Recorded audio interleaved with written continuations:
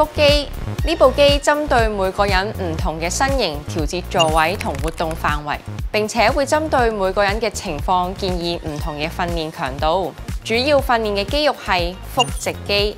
亦都對於糖尿病同高血壓嘅治療同預防係有幫助嘅。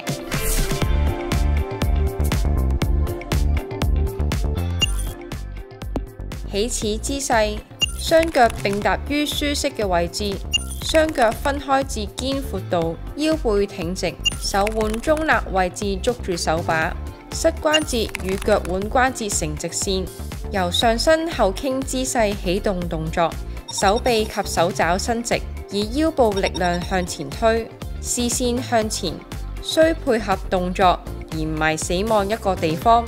喺最後點保持短暫停留，會感受到腹肌嘅收縮，及後同樣隻手給予對抗阻力，慢慢回到起始位置。